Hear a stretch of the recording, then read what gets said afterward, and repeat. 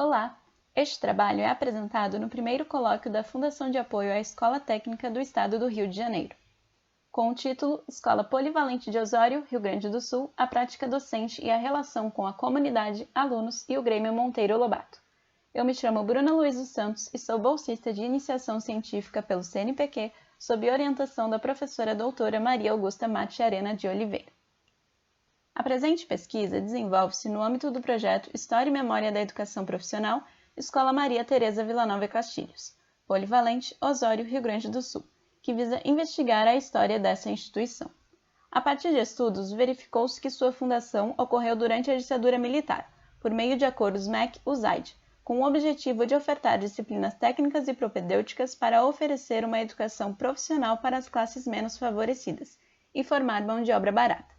Sendo assim, este trabalho analisa as narrativas de 6 ex-professores da instituição acerca da fase de transição entre a ditadura militar e a redemocratização, visando compreender como era a prática docente no período e como se dava a relação dos professores com a comunidade interna e externa, especialmente com o Grêmio Monteiro Lobato.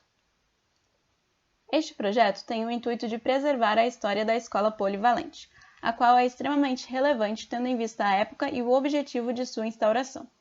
Além disso, entende-se que o estudo da história e memória de uma instituição de educação profissional é extremamente pertinente para a compreensão da função do IFRS enquanto órgão formador dessa forma de ensino, somado ao fato de que o IF possui um compromisso social com o local em que um campus está inserido, e isso inclui o estudo da região.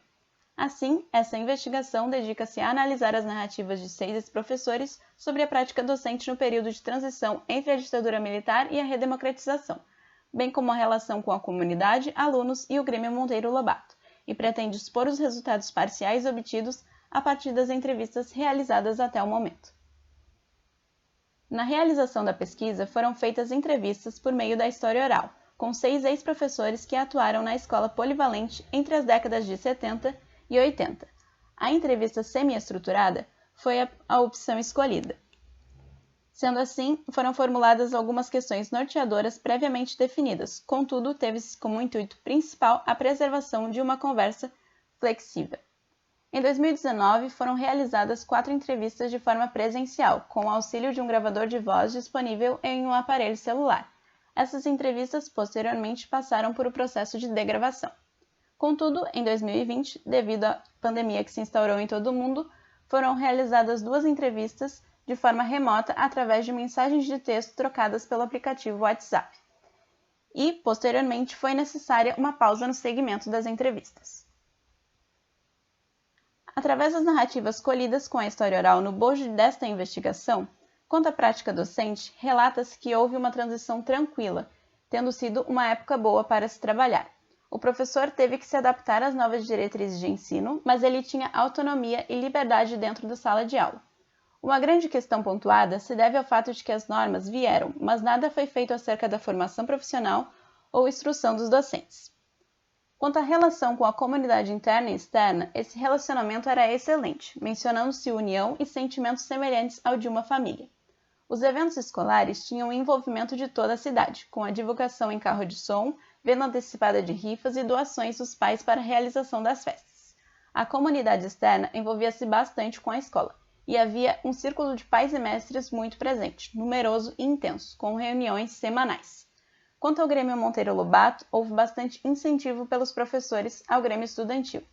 E ele era muito atuante, sempre estavam nos eventos com as representações dos professores, discutindo as propostas da escola, buscando alternativas e melhorias, mas depois foi se enfraquecendo e reduzido o espaço dos alunos. Isso porque, com a ditadura, os grêmios tiveram fim, e mesmo depois da redemocratização, infelizmente, tais associações não voltaram a ser como eram antes, uma vez que os estudantes estavam, em sua maioria, marcados pela fase do cala-boca. Sabe-se que é fundamental a preservação dos patrimônios histórico-educativos, portanto, deseja-se aprofundar esta pesquisa com o intuito de desvendar cada vez mais sobre a memória dessa importante instituição de ensino. Pretende-se, então, dar continuidade com as entrevistas assim que possível, para continuar a descoberta sobre este passado educacional. Essas são as nossas referências. Muito obrigada pela atenção de todos.